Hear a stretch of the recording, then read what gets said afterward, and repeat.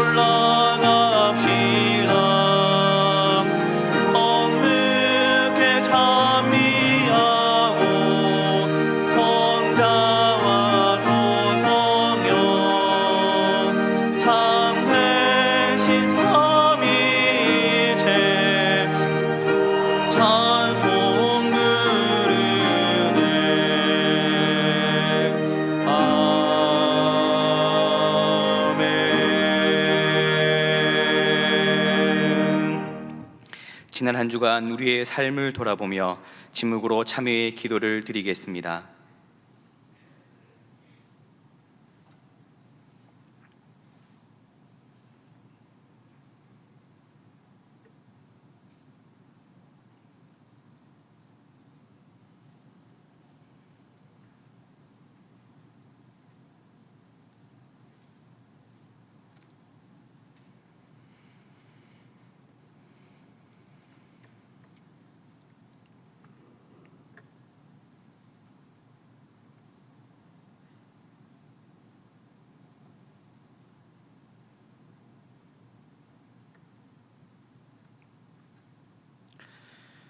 하나님께서 주시는 화제의 말씀입니다.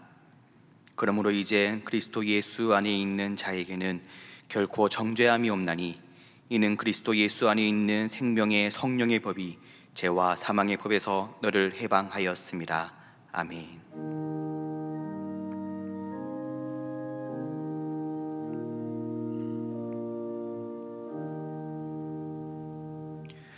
나는 전능하신 아버지 하나님 천지의 창조주를 믿습니다. 나는 그의 유일하신 아들 우리 주 예수 그리스도를 믿습니다. 그는 성령으로 잉태되어 동정녀 마리아에게서 나시고 본디오 빌라도에게 고난을 받아 십자가에 못 박혀 죽으시고 장사된 지 사흘 만에 죽은 자 가운데서 다시 살아나셨으며 하늘에 오르시어 전능하신 아버지 하나님 우편에 앉아 계시다가 거기로부터 살아있는 자와 죽은 자를 심판하러 오십니다. 나는 성령을 믿으며 거룩한 공교회와 성도의 교제와 죄를 용서받는 것과 몸의 부활과 영생을 믿습니다. 아멘.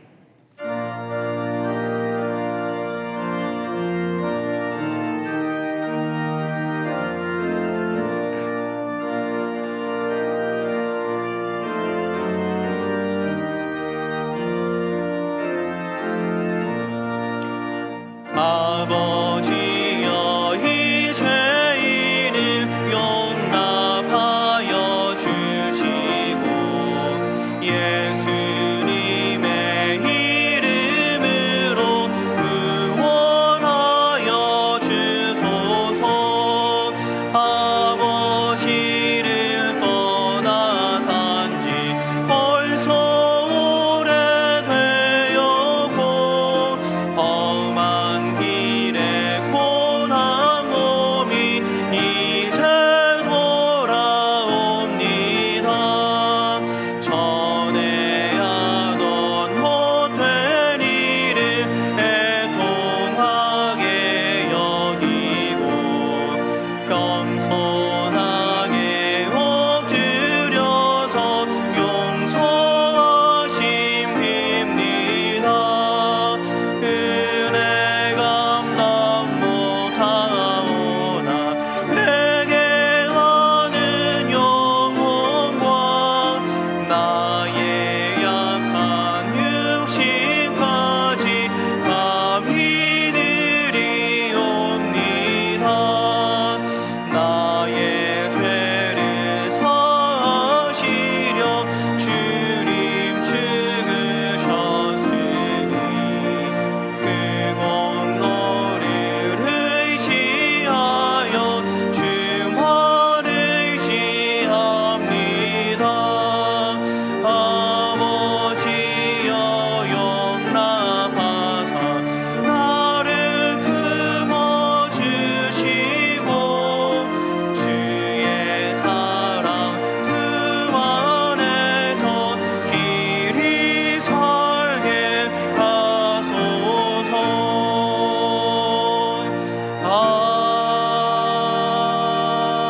아멘. 이 시간 교회 공동 기도 제목으로 함께 기도드리겠습니다. 첫째, 인도네시아 발리에서 사역하시고 이 권사회에서 원하시는 유호종 김정형 목사님, 발리 한인교회 예배당 예배를 지켜주시고 현지인 송교회 문이 열리도록. 둘째, 가정 예배를 통해 가정마다 묵상의 기쁨과 예배의 감격을 누리도록. 셋째, 무더위 속에 수고하는 의료진과 봉사자들을 지켜주시고 방역에 최선을 다하도록. 담임 목사님이 육육간의 강건함과 가정과 사역을 위해 오늘 말씀을 전하시는 윤유아 목사님을 위해 다 함께 기도하시겠습니다. 하나님, 이 시간 동안의 모든 성도가 하나님께 나아가 기도하는 이 기도를 주님께서 들으시고 응답하여 주옵소서. 특히 인도네시아 발리에서 사역하시는 유호종 김정영 목사님을 위해서 기도합니다. 발리 한인교회 주님 함께 하셔서 예배당 예배를 지켜주시고 또한 현지인 선교의 문이 열릴 수 있도록 주님 함께 하시고 붙들어 주옵소서. 특별히 하나님, 가정 예배가 세워져 가고 있습니다. 가정 예배를 통해 가정마다 묵상의 기쁨이 넘쳐날 수 있도록 주님 인도하여 주시고 예배의 감격 또한 누릴 수 있는 귀한 예배의 초소가 될 수 있도록 주님 인도하여 주옵소서. 특별히 무더위수에 수고하는 의료진과 봉사들을 지켜주시고 또한 방역에 최선을 다하여서 이 땅 가운데에 그 전염병이 사라질 수 있도록 주님 인도하여 주옵소서. 담임 목사님 육군의 강건함을 허락하여 주시고 가정과 사역 가운데 주님 함께 하시고 놀라운 주님의 은혜가 세워질 수 있도록 주님 인도하시고 오늘 말씀을 전하신 윤정 목사님과 함께 하시고 성령의 말씀이 선포될 수 있도록 주님 인도하여 주시고 역사하여 주옵소서.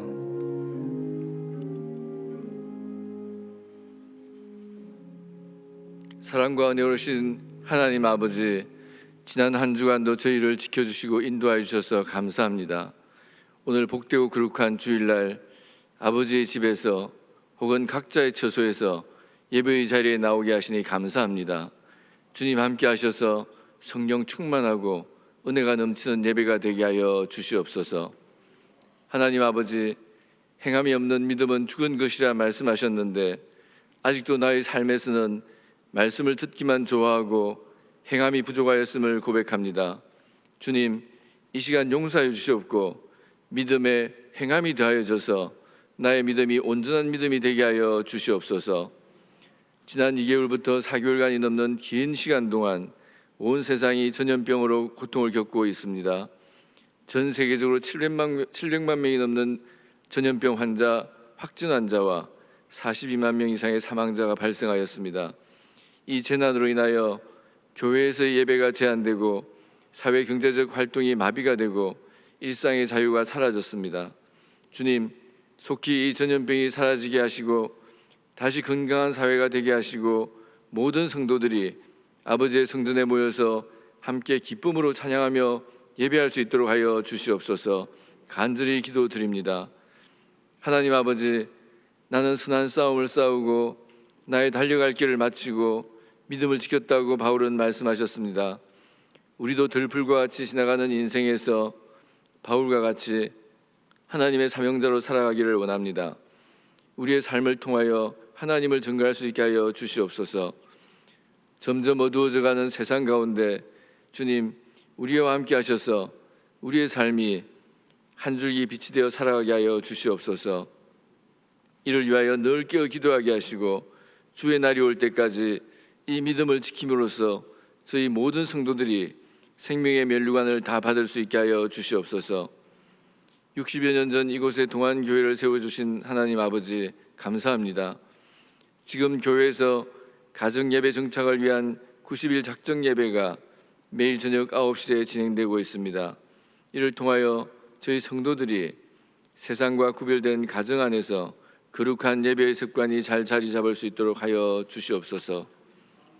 오늘 질병과 경제적 어려움과 여러 가지 관계의 어려움으로 고통받고 있는 성도들을 위하여 기도합니다. 고난 가운데서 우리의 믿음을 강하게 하시는 주님께서 기가 막힐 웅덩이와 수렁에서 끌어올리시고 위로하여 주시고 주님만이 줄 수 있는 평안을 허락하여 주시옵소서. 김영준 목사님을 위하여 기도합니다. 이 시대를 향한 하나님의 사역을 잘 감당하실 수 있도록 성령 충만함과 건강을 주시고 가정에도 평안과 행복이 넘치게 하여 주시옵소서. 오늘 말씀을 전하실 윤요한 목사님을 위하여 기도합니다. 성령의 기름을 부으셔서 말씀을 통하여 저희 모두가 하나님의 음성을 들을 수 있도록 하여 주시옵소서. 시온 찬양대의 아름다운 찬양을 받으시고 보이는 곳에서 또 보이지 않는 곳에서 예배를 돕는 많은 손길들을 기억하시고 주님께서 갚아 주시옵소서. 이 모든 말씀 우리와 동행하시는 주 예수 그리스도의 이름으로 기도합니다. 아멘.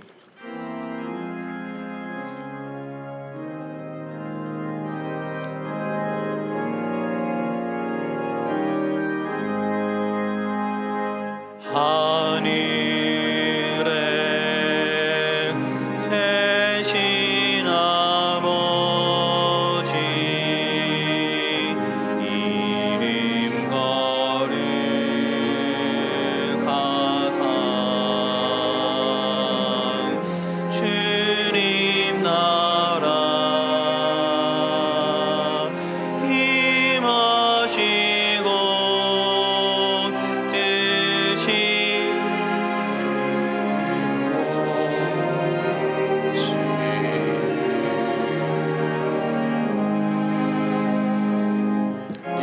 일용할 양식 주시고 우리들의 큰 죄 다 용서하옵시고 또 시험에 들게 마시고 악에서 구원하소서.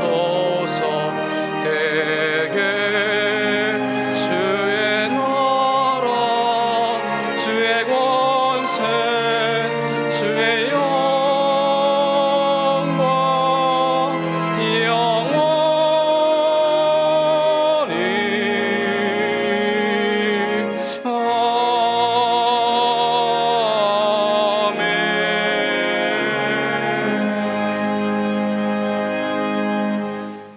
우리의 기쁨 되시고 소망 되시는 하나님, 오늘도 우리에게 생명 주시어 주님의 성전으로 인도하여 주시고 하나님을 예배하는 자리에 있게 하시니 참으로 감사드립니다. 예배 가운데 내 영이 새로워지고 내 육체가 솟생케 되며 하나님을 인격적으로 만나는 임재 경험으로 충만하게 하옵소서.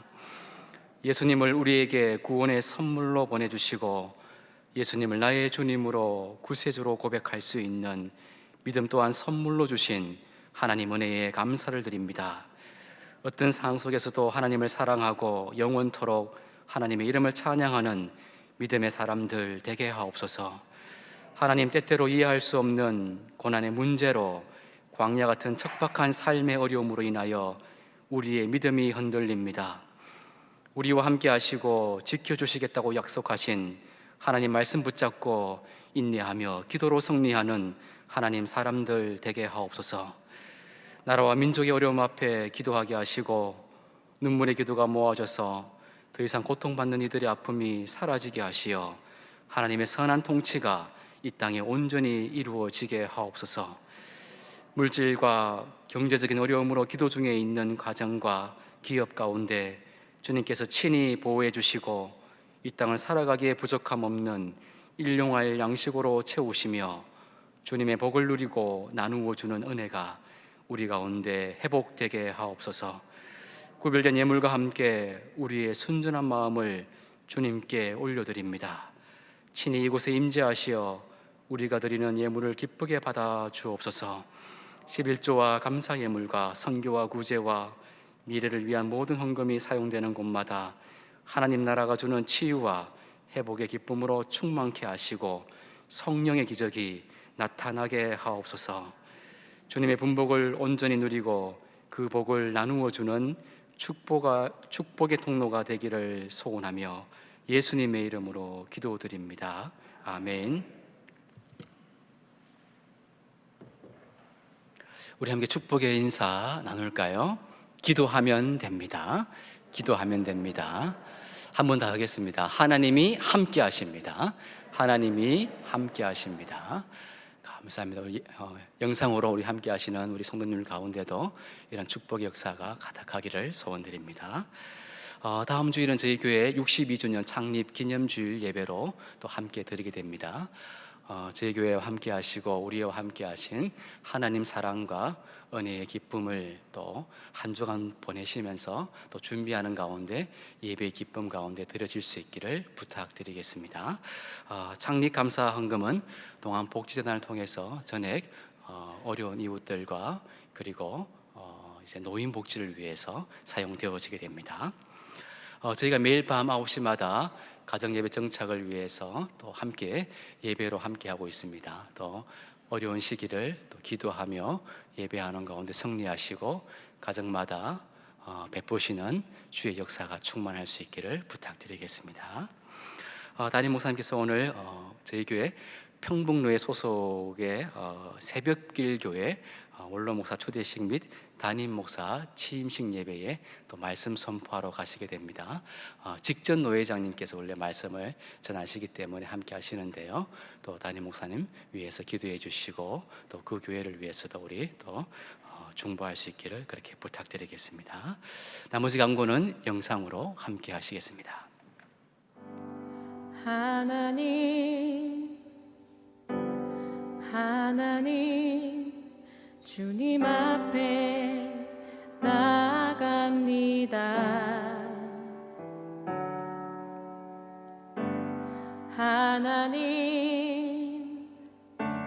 하나님 오직 주만 바라봅니다.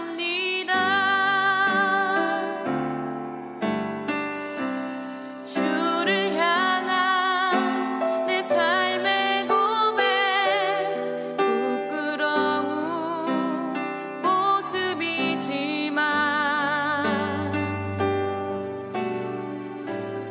있는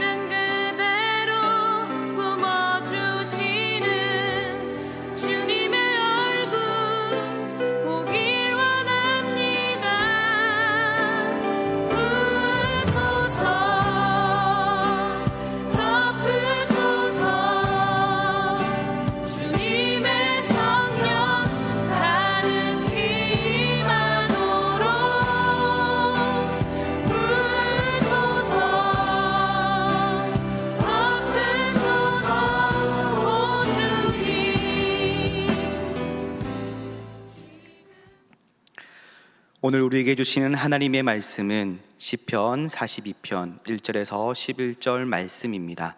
다 함께 일어나셔서 하나님의 말씀을 경청하겠습니다. 하나님이여, 사슴이 시냇물을 찾기에 갈급함 같이 내 영혼이 주를 찾기에 갈급하니이다. 내 영혼이 하나님 곧 살아계시는 하나님을 갈망하나니 내가 어느 때에 나아가서 하나님의 얼굴을 배울까? 사람들이 종일 내게 하는 말이 내 하나님이 어디 있느냐 하오니 내 눈물이 주야로 내 음식이 되었도다. 내가 전에 성회를 지키는 무리와 동행하여 기쁨과 감사의 소리를 내며 그들을 하나님의 집으로 인도하였더니 이제 이 일을 기억하고 내 마음이 상하는도다. 내 영혼아, 내가 어찌하여 낙심하며 어찌하여 내 속에서 불안해하는가? 너는 하나님께 소망을 두라. 그가 나타나 도우심으로 말미암아 내가 여전히 찬송하리로다. 내 하나님이여, 내 영혼이 내 속에서 낙심되므로 내가 요단 땅 헤르몬과 미살산에서 주를 기억하나이다. 주의 폭포 소리에 깊은 바다가 서로 부르며 주의 모든 파도와 물결이 나를 휩쓸었나이다. 낮에는 여호와께서 그의 인자하심을 베푸시고 밤에는 그의 찬송이 내게 있어 생명의 하나님께 기도하리로다. 내 반석이신 하나님께 말하기를 어찌하여 나를 잊으셨나이까? 내가 어찌하여 원수의 앞조로 말미암아 슬프게 다니나이까 하리로다. 내 뼈를 찌르는 칼같이 내 대적이 나를 비방하여 늘 내게 말하기를 내 하나님이 어디에 있느냐 하도다. 내 영혼아, 내가 어찌하여 낙심하며 어찌하여 내 속에서 불안해하는가? 너는 하나님께 소망을 두라. 나는 그가 나타나 도우심으로 말미암아 내 하나님을 여전히 찬송하리로다. 이것은 하나님의 말씀입니다. 아멘.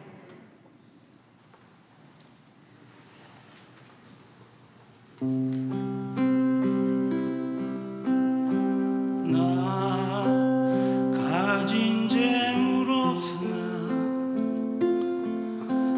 나 남이 가진 지식 없으나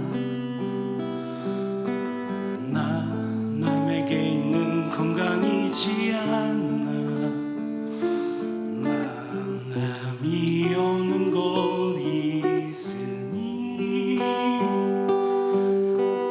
나 가진 재물 없으나 나 남이 가진 지식 없으나 나 남에게 있는 건강이지 않으나 나 남이 없는 것 있으니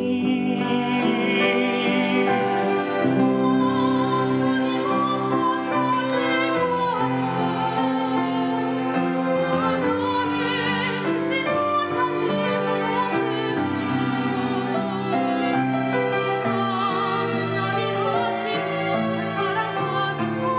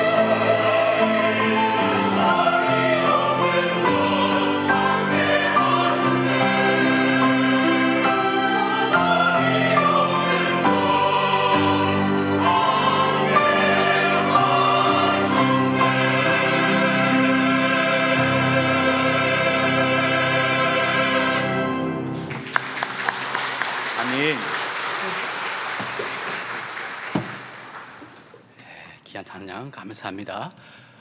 마스크 착용하시면서 이렇게 찬양하기 쉽지 않거든요. 우리 한 번 더 우리 찬양팀 위해서 격려의 박수하겠습니다.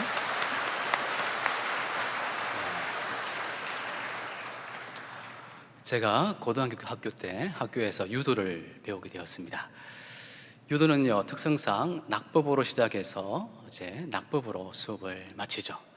전방납법도 배우고 후방납법, 또 측방납법, 해적납법, 그리고 이제 조금 세월이 시간이 조금 지나게 되면은 이렇게 여러 명의 사람들을 이렇게 앞에 세워놓고 또 달려가면서 뛰어넘는 또 그런 여러 가지 형태의 낙법을 다 배우게 됩니다. 화려한 기술은 배워주지 않고 거의 1년 정도 계속 낙법만 배웠는데 처음에는 그 이유를 몰랐습니다. 왜 낙법만 계속 가르칠까 그랬는데 1년이 지나고 나서 서서히 이제 유도가 가지고 있는 그런 특성도 배우게 되면서요, 이제 위에서 높은 위에서 떨어지는 그런 일들이 특성상 많습니다. 그래서 자칫 잘못하면은 머리부터 다칠 수가 있겠죠. 결국 낙법을 무수히 반복해서 내 몸이 습득하고 또 내 마음이 준비될 수 있도록 해서 생명을 보호하는데 먼저 중요성을 둔 운동이었습니다. 우리가 한 게임에서 승리할 수도 있겠죠. 그러나 그 게임에 승리하고 나서 부상이 크게 당한다 그러면은 이제 더 이상 이어갈 수 없는 것처럼, 그래서 낙법을 계속해서 배워서 안전에 더 중점을 두었다는 것을 보게 되었습니다. 오늘 말씀에 보면은 시인이 사면초가와도 같은 그리고 진퇴양난의 큰 시련을 만나게 되는데 주변에 친구도 없고 도와줄 전혀 그런 형편이 마련되어 있지 않습니다. 오히려 주변에 있는 대적들이 와서 조롱하고 비난하는 상황이 벌어지고 있습니다. 시인은 지금까지 경험해 보지 못한 인생의 시련을 겪고 있고 예기치 않은 갑작스러운 고난 속에 빠져서 처참하게 무너지고 있습니다. 지금 우리 시대도 전염병으로 인해서 그동안 경험해보지 못한 그런 시련과 위기를 겪고 있습니다. 백신도 치료제도 개발 중에 있는데 1년이 걸릴지 2년이 걸릴지 알 수 없습니다. 또한 세계보건당국도 이렇다 할 그런 방법을 내어놓지 못하고 있는 상황 속에서 경제적 활동도 제약받고 있고 또 여러 가지 사회 활동도 제약받는 가운데 제일 힘든 것은 심적으로 많은 분들이 어려워하고 또 고통 중에 있는 것이 오늘 우리 시대의 위기입니다. 본문에서 시인은 비참한 현실의 고난을 겪고 있지만 그럼에도 처참하게 무너지지 않고 잘 극복할 수 있는 그 방법을 애타게 찾고 있습니다. 한 명의 거룩한 신자로서 자신이 경험한 시련 속에 함몰되지 않고 극복하기 위해서 몸부림치고 있습니다. 그리고 하나님께서는 하나님 앞에 신실하게 살고자 영적으로 몸부림치고 있는 이 시인의 삶을 모델로 삼아서 넘어지고 자빠지고 어려움에 빠지게 될 때 우리 믿음의 신자들이 어떻게 이 시련을 극복해야 하는지에 대해서 말씀하고 있습니다. 다치지 않고 잘 넘어지는 방법, 그리고 비록 넘어지고 또 어려움에 처해 있다고 할지라도 다시 일어설 수 있는 방법에 대해서 우리에게 말씀하고 있습니다. 시편 42편은요, 시편 제2권의 첫 번째 시이고 고라사손의 첫 시라고 그렇게 기록합니다. 우리가 시대적 정황은 정확히는 알 수는 없지만 시인이 옛날 예루살렘 성전에서 감격 속에서 드렸던 예배를 그리워하는 가운데 원수들의 압제와 조롱을 당하는 것으로 보아서 포로로 타국에 끌려가 있는 그런 시대적 상황으로 보여집니다. 그리고 이 42편은 43편과 연결되어 있습니다. 그래서 한 편의 시로 함께 읽어나가는 것이 더 이 시를 이해하는 데 유익이 된다고 할 수 있습니다.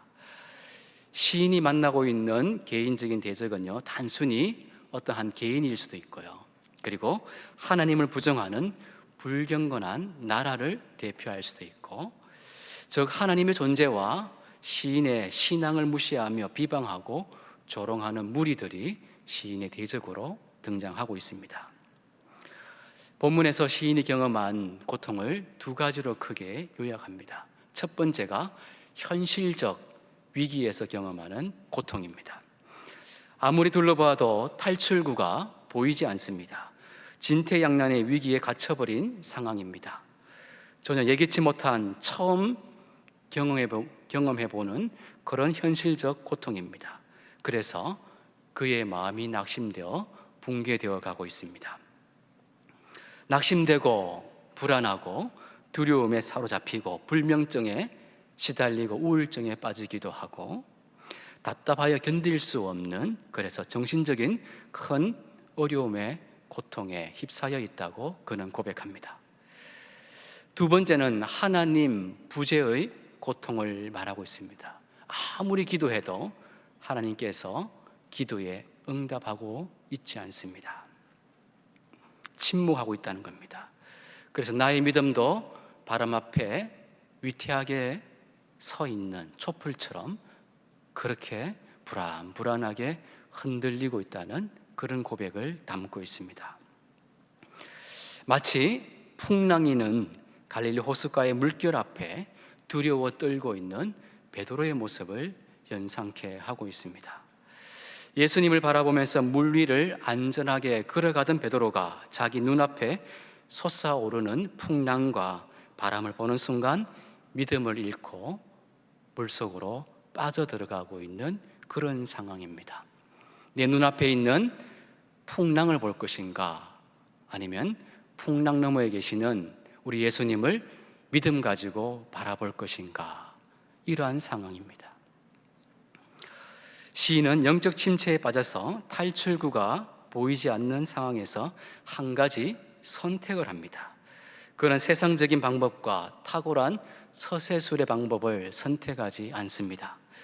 보통 이런 위기를 만나게 되면은 우리는 지혜로운 친구를 만나기도 하고, 또 지혜로운 선배 또는 전문가 또는 지리학가를 만나서 어려움을 풀어나가고자 그렇게 하는 것이 인지상정입니다.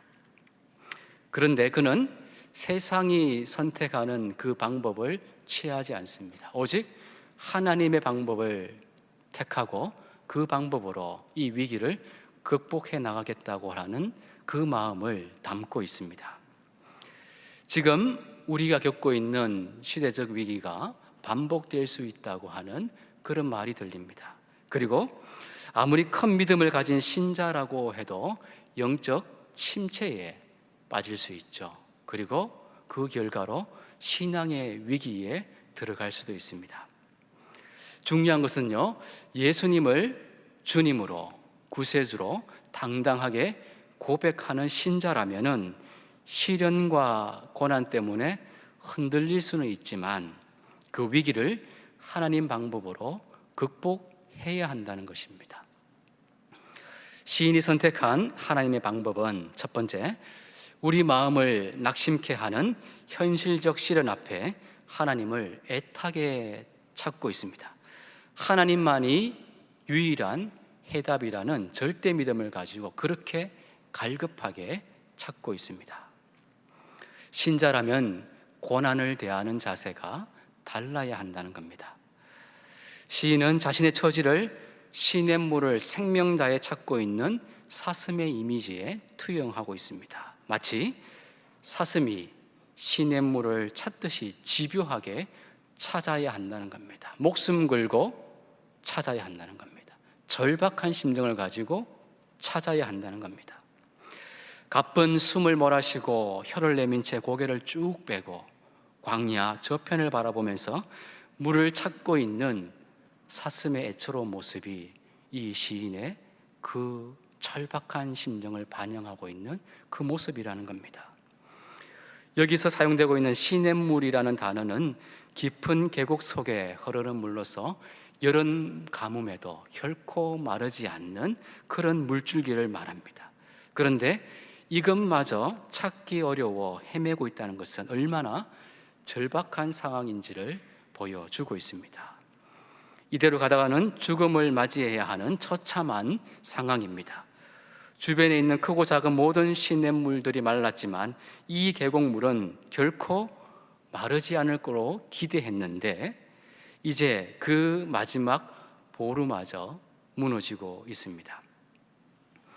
시인이 직면하고 있는 최악의 상황이 바로 사슴이 시냇물을 찾기에 갈급함 같이라고 하는 이 한 단어의 첫 소절에 모두 표현되어 있습니다. 바로 이 마음으로, 이 처절한 절박함으로 하나님을 찾고 있고 하나님 음성을 듣고자 그렇게 갈망하고 있는 것입니다. 시냇물이 사슴에게는 생명글만큼 마지막 보루였던 것처럼 신자에게는 하나님이 바로 우리의 생명 걸고 찾아야 하는 유일한 해답이어야 합니다. 시편 34편 19절에는 의인은 고난이 많으나 여호와께서 모든 고난에서 건지신다라고 기록합니다. 의인이 고난이 적어야 하는데 성경은 의인이 고난이 많다라고 기록합니다. 이해되지 않지만 그렇게 기록하고 있습니다. 하나님을 주인으로 고백하며 신실하게 거룩하게 살아가는 신자라면 고난이 남들보다 더 적어야 하는 것이 정상인데 그렇지 않을 수도 있다는 것입니다. 그래서 성경은 우리의 이성과 상식을 초월합니다. 그러면서 우리의 시선을 고난을 극복하는 방법에서 고난을 올바로 대하는 그 방법으로 시선을 전환시키고 있습니다. 비가 선한 사람과 악한 사람 가리지 않고 공평하게 내리죠. 어떤 땅에는 더 많이 내리고 어떤 땅에는 더 적게 내리고 그렇지 않습니다. 우리가 겪는 환경은 누구나 동일하며 피해갈 수 없다는 것입니다. 그러나 분명한 것은 하나님께서 의인을 모든 고난에서 건져주시겠다는 굳은 약속을 하고 있다는 것이 우리의 소망이 된다는 것입니다.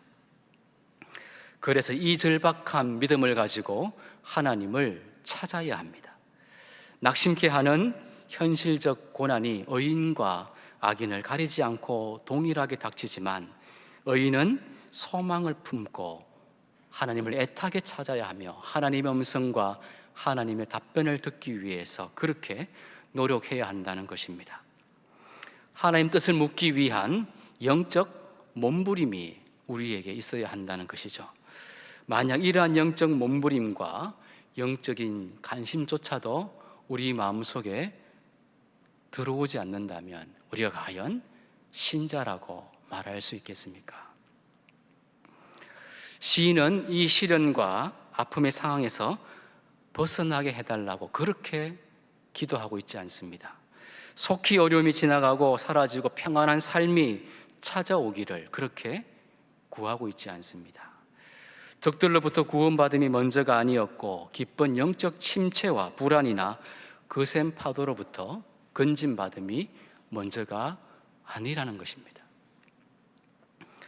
7절에 주의 폭포 소리에 깊은 바다가 서로 부르며 주의 모든 파도와 물결이 나를 휩쓸었나이다 라고 기록하는데 시인은 지금 겪고 있는 시련과 고통이 하나님의 주권과 섭리 가운데 일어난 일로 고백하고 있습니다. 주의 모든 파도와 물결이 나를 휩쓸었다. 무슨 말씀입니까? 고난이 하나님으로부터 허용되고 있다는 그런 고백입니다. 고난까지도 하나님이 나를 단련하시기 위해서 하나님의 선한 의도 가운데 주어졌다면 그 고난까지도 사랑하겠다는 고백입니다. 그 고난을 주신 이해할 수 없는 낯선 하나님까지도 사랑하겠다는 그런 고백을 담고 있습니다. 주님이 이 파도로 나의 삶을 시험하시고 세상의 비난과 조롱을 받도록 허용하셨다면 그대로 인내하면서 감당하겠다는 그런 고백입니다.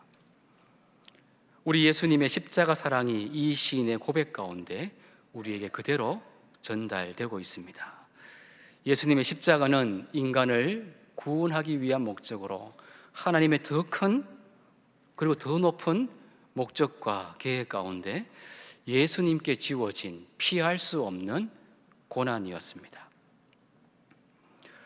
코로나의 위기가 1년 안에 종식되면 좋겠지만 반드시 그렇게 되어야 하겠지만 만약 하나님의 계획이 10년이라면 어떻게 하시겠습니까?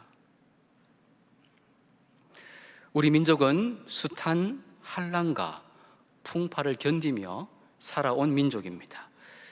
일제치하에서 30년을 견딜 만큼 그렇게 뿌리 깊은 근성을 가지고 살아온 민족입니다.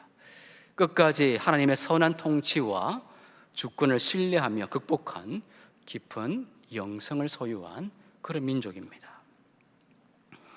시인은 8절에서 그럼에도 불구하고 함께 하시는 하나님의 은혜와 돌보심을 고백하고 있습니다. 낮에는 하나님 사랑이 나와 함께하고 밤에는 하나님 찬송이 나와 함께하기에 내가 할 일은 기도뿐입니다 라는 고백입니다. 공동 번역에 좀 더 명확하게 번역되어 있습니다. 야훼의 사랑 낮에 내리시면 밤에는 이 입술로 찬양을 올리리이다. 이 몸 살려주시는 하나님께 기도 드리리이다. 야훼의 사랑 낮에 내리시면 밤에는 이 입술로 찬양 올리리이다. 이 몸 살려주시는 하나님께 기도 드리리이다. 시인은 하나님의 주권적인 사랑을 확신하면서 절대 믿음을 가지고 그렇게 하나님을 찾고 있습니다. 하나님 음성을 절대적으로 필요로 하고 있습니다. 이 상황이 왜 자신에게 벌어졌는지, 왜 자신의 시대에 벌어져야만 했는지 이 질문을 하나님께 던지고 있고 하나님으로부터 음성을 듣고자 그렇게 갈급해하고 있는 것입니다. 왜냐하면 하나님 자신이 이 모든 문제 해결에 해답이 되시기 때문에 그러하다는 겁니다. 죽어가는 상황에서 시인이 의지할 분은 생명의 하나님 외에는 없다는 고백입니다. 시인에게는 하나님만이 시냇물이었고 생명수 되셨습니다. 이런 상황 속에서도 주님을 더 갈망하고 더 원하고 더 바랄 수 있도록 넘어지지 않는 믿음을 달라고 그렇게 시인은 하나님을 찾으며 기도하고 있습니다. 하나님을 갈망한다는 것은 심령이 가난해지는 그 상태가 된다는 것입니다.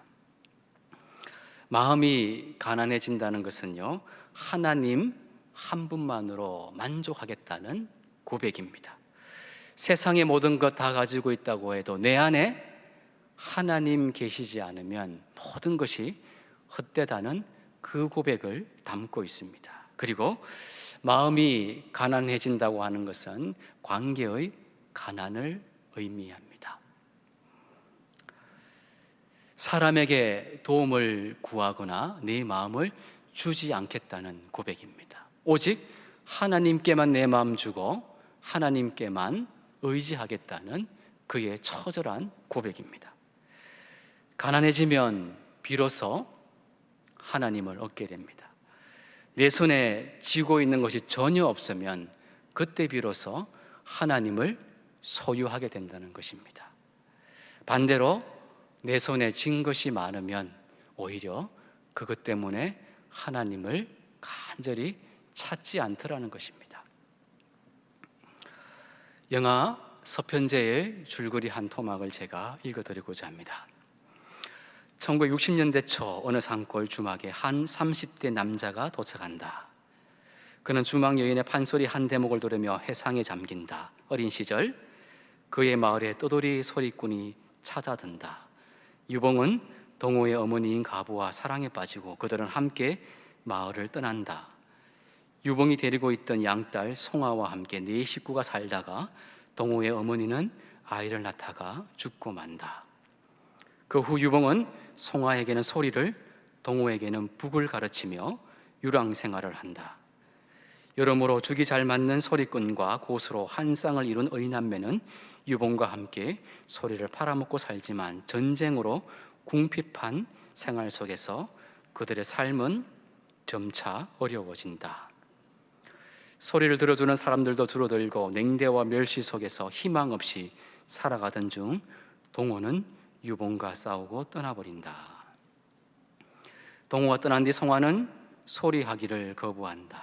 유봉은 송화가 자신을 떠날까 봐, 그리고 소리의 완성에 집착한 나머지 매몰차게 진짜 소리를 찾아주겠노라, 한이 뭔지 알게 해주겠노라 라고 하며 자신의 딸 송화의 눈을 멀게 한다. 결국 아무것도 남지 않은 송화는 그나마 한 가닥 위하는 소리뿐임을 깨닫고 덕음의 경지에 이르기 위해 피를 토하는 연습에 몰두한다. 세월이 흘러 유봉도 죽고 눈먼 송화는 밑바닥 삶을 살아간다.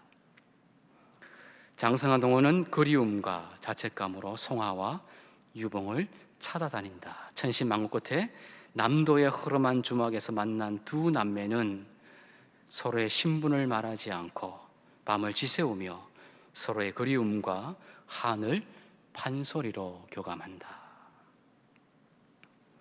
송화는 인간이 감당할 수 있는 최고의 한을 체득하고 서편제 소리를 완성해내지만 대신 생명과도 같은 시력을 잃어야만 했습니다. 감히 어느 누구도 원치 않지만, 어느 시대도 감당하기를 원치 않지만 만약 그것이 하나님 뜻이라면 누군가는 감당해야 하지 않겠습니까? 어느 시대는 그 하나님 뜻을 감당해야만 하지 않겠습니까? 감히 말씀드려봅니다. 신앙생활에도 한이 있어야 하지 않겠습니까?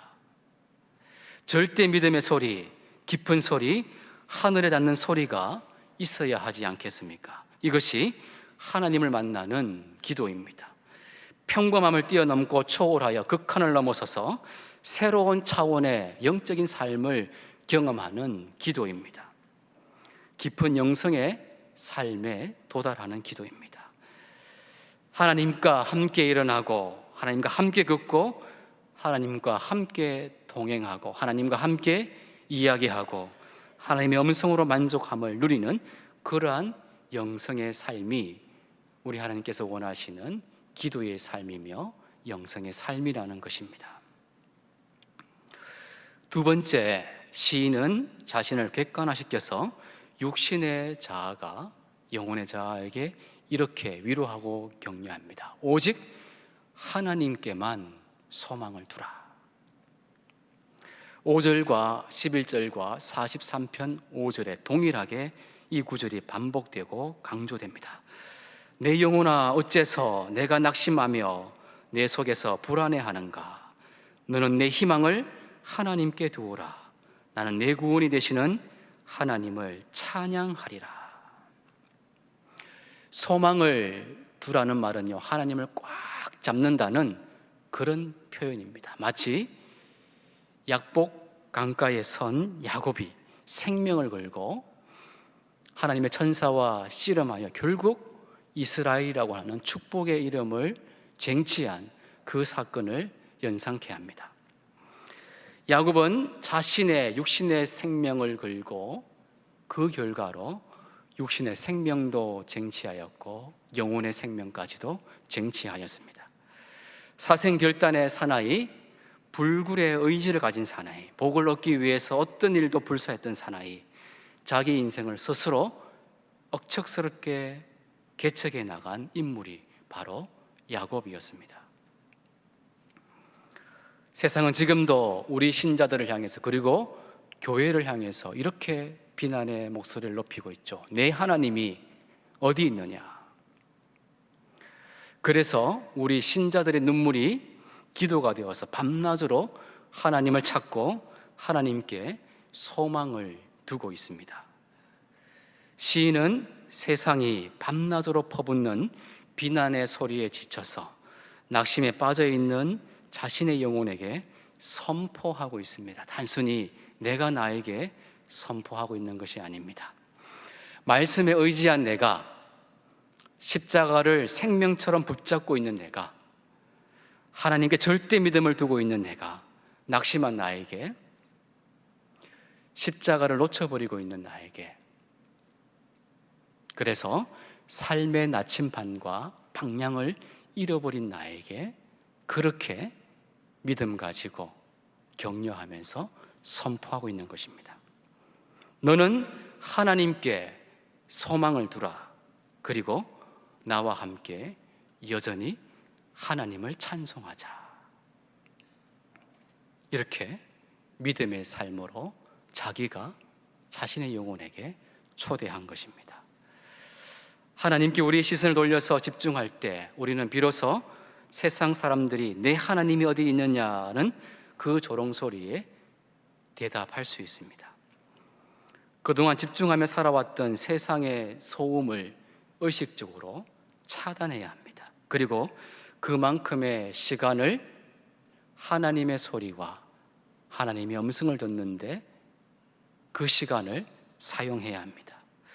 세상의 소음에 관심을 가지고 살아왔던 삶에서 이제는 하나님의 소리, 하나님의 음성을 듣는데 삶을 드리겠다는 그런 전환이 일어나야 한다는 것입니다. 기도하고 말씀 보고 찬양하는데 우리의 시간을 더 많이 배정하고 살아가야 한다는 그런 결단이 우리 가운데 있어야 하며 이 시인이 그렇게 우리를 초대하고 있는 것입니다. 우리 믿음의 선배들이 헤쳐왔던 신앙의 삶을 돌아보면서 그분들이 남겨놓으신 신앙의 유산을 회복해야만 합니다. 여름 휴가를 받으면 기도원을 찾아가서 3일간 기도를 합니다.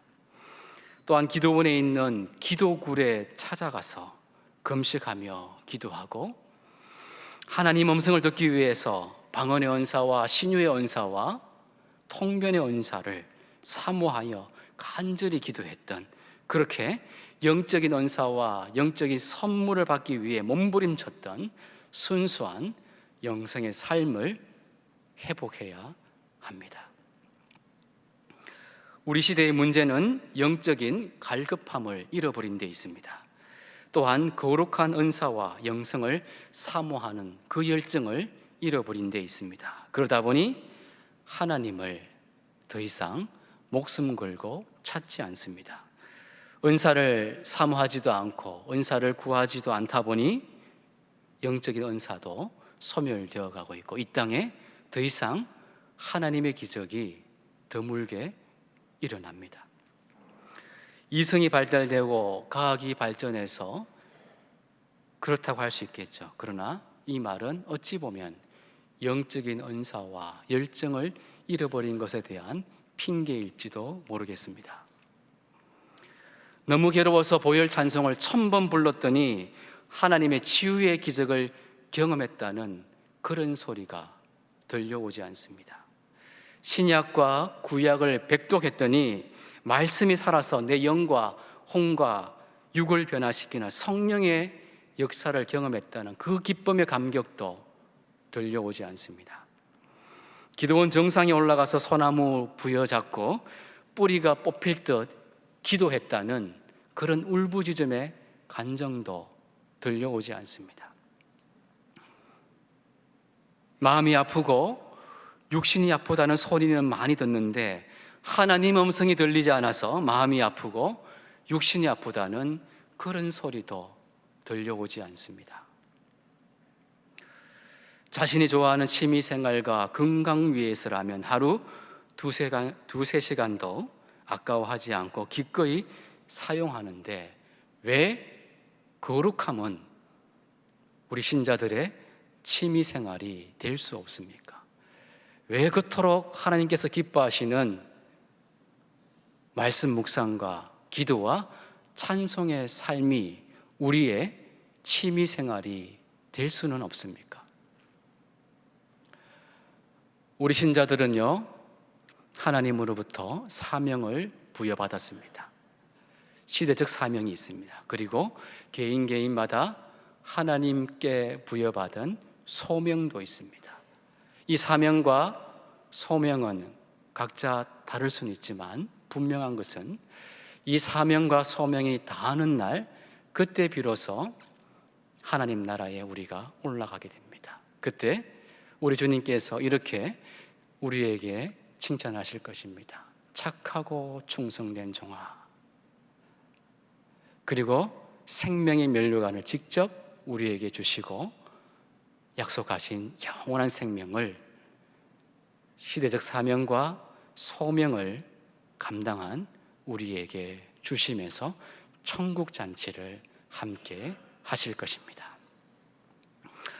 어느 성도님의 간증을 함께 나누고자 합니다. 삶이 너무 힘들어 성경 말씀을 읽었다고 합니다. 그런데도 그 영적 갈증이 풀리지 않더라는 것입니다. 그래서 너무 답답해서 약간 분을 담아서 성경 말씀을 아주 큰 소리로 읽었다고 합니다. 그런데 놀랍게도 큰 소리로 읽다 보니까 내 마음에 감동이 오더라는 거예요. 하나님의 말씀이 뜨거워지고 내 마음을 만지고 내 상처와 내 아픔과 내 엉그러진 모든 부분들을 치유하시는 하나님의 기적을 경험했다는 그런 간증인데요. 이 간증을 들으면서 이 간증에 기초하고 있는 말씀은요, 로마서 10장 17절의 말씀입니다. 그러므로 믿음은 들음에서 나며 들음은 그리스도의 말씀으로 말미암는다. 자, 우리가 말씀을 읽을 때 선포하듯이 큰 목소리를 읽게 되면 내 귀가 하나님의 말씀을 듣게 되겠죠. 귀로 들어오는 이 하나님의 말씀이 내 안에 들어올 때에 내 마음에 엉그러지고 상처 있고 아픔이 있는 그 모든 부분을 녹이시고 치유하시고 회복케 하는 역사가 일어납니다. 그 다음에 일어나는 변화는 뭔가요? 예수님을 나의 주님으로, 나의 구세주로 고백하는 그 믿음의 회복의 역사가 일어납니다. 그 다음 단계는 뭔가요? 시대를 바라보는 영안이 열리게 됩니다. 내 개인에게 주신 내가 감당해야 할 개인의 역사를 바라보게 될 것이고요. 그리고 우리 시대 가운데 내가 감당해야만 하는 그런 시대를 분별하는 영안이 열리게 될 것입니다. 그래서 말씀을 선포하며 소리내어 읽으라는 것입니다. 시대의 아픔과 시련과 고난 중에도 하나님은 여전히 살아계십니다. 우리와 함께 하십니다. 우리를 돌보시고 우리 인생을 강한 믿음으로 단련하시고 새롭게 하시고 살 소망으로 충만케 하십니다. 하나님께 소망을 둔다는 것은 예수님을 내 마음의 중심에 내 주인으로 모신다는 것입니다. 배 중에서 요트는 웬만한 파도에는 넘어지지 않도록 그렇게 설계되어 있다고 합니다. 그래서 요트의 중심에 그 균형을 잡아줄 수 있는 무게추가 있기에 그러하다는 것이죠. 마찬가지입니다. 우리 인생의 든든한 무게추 되시는 예수님을 내 마음 중심에 붙들고 있고 모시고 있으면 어떤 어려움이 와도 내 영혼 평안합니다. 이해할 수 없는 어떤 질병 속에서도 예수님이 나와 함께 하신다는 그 믿음 내가 부여잡고 있으면 내 영혼 평안합니다. 이해할 수 없는 시대적 아픔 속에서도 예수님이 내 인생을 붙들고 있다는 그 믿음 내 안에 충만할 때 내 영혼 평안합니다. 우리의 믿음의 고백을 담아서 찬송가 413장 내 평생에 가는 길 함께 일어나셔서 선포하며 또 믿음의 고백으로 찬양 올려드리겠습니다.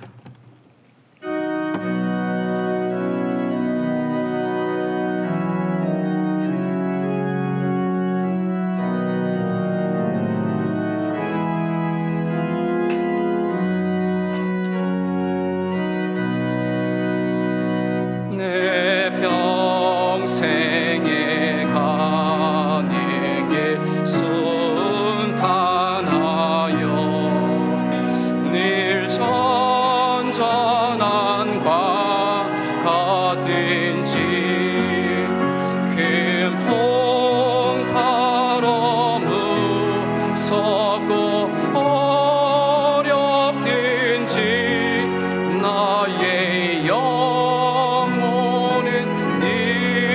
편하다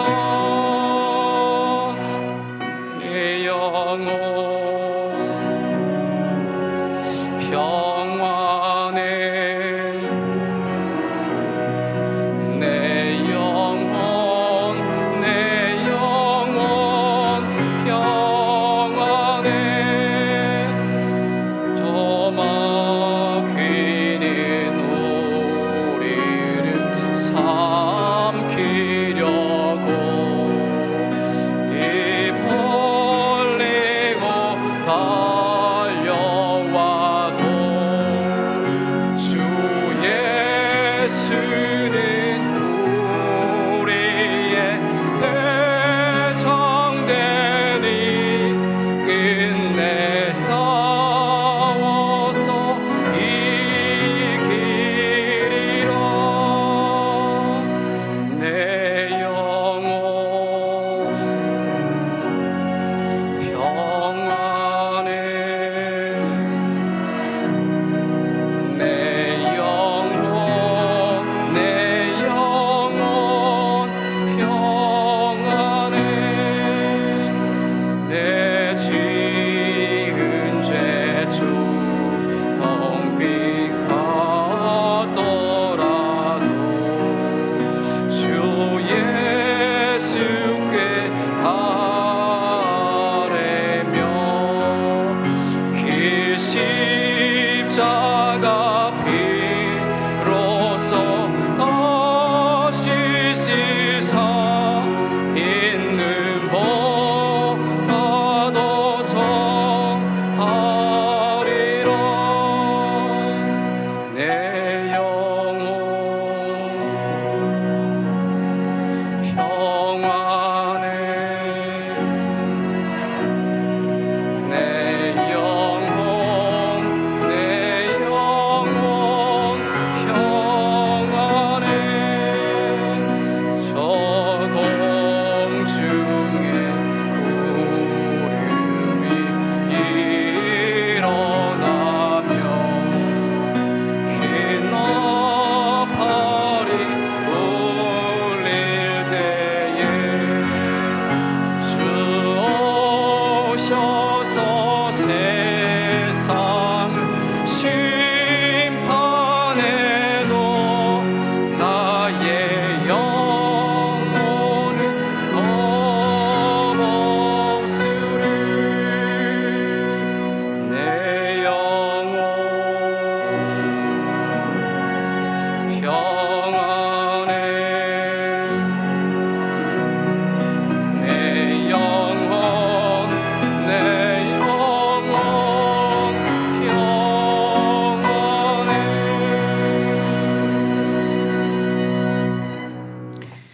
시편 91편을 믿음으로 선포하시겠습니다.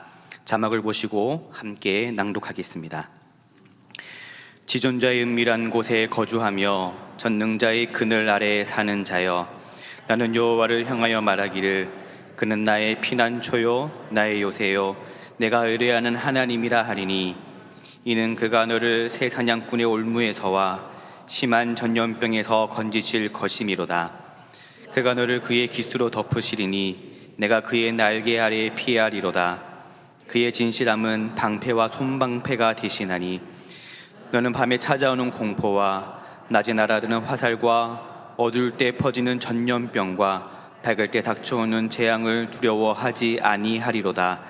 천명이 내 왼쪽에서 만명이 내 오른쪽에서 엎드려지나 이 재앙이 내게 가까이 하지 못하리로다. 오직 너는 똑똑히 보리니 악인들의 보응을 내가 보리로다. 내가 말하기를 여호와는 나의 피난처시라 하고 지존자를 너의 거처로 삼았으므로 화가 내게 미치지 못하며 재앙이 내 장막에 가까이 오지 못하리니, 그가 너를 위하여 그의 천사들을 명령하사 내 모든 길에서 너를 지키게 하심이라. 그들이 그들의 손으로 너를 붙들어 발이 돌에 부딪히지 아니하게 하리로다. 내가 사자와 독사를 밟으며 젊은 사자와 뱀을 발로 누르리로다. 하나님이 이르시되 그가 나를 사랑한즉 내가 그를 건지리라. 그가 내 이름을 안즉 내가 그를 높이리라. 그가 내게 간구하리니 내가 그에게 응답하리라. 그들이 환난 당할 때에 내가 그와 함께하여 그를 건지고 영화롭게 하리라. 내가 그를 장수하게 함으로 그를 만족하게 하며 나의 구원을 그에게 보이리라 하시도다. 아멘. 이제는 우리 주 예수 그리스도의 은혜와 하나님 아버지의 놀라우신 사랑과 성령님의 위로하시고 함께하시고 동행하심이 하나님께만 오직 소망 두고 어떤 상황 속에서도 여전히 하나님을 찬송하기를 소망하는 우리 함께한 모든 성도님들과 이분들의 모든 삶의 자리와 이분들의 눈물의 기도와 이 나라 이 민족 가운데 영원토록 함께하옵시기를 간절히 축원하옵나이다. 아멘.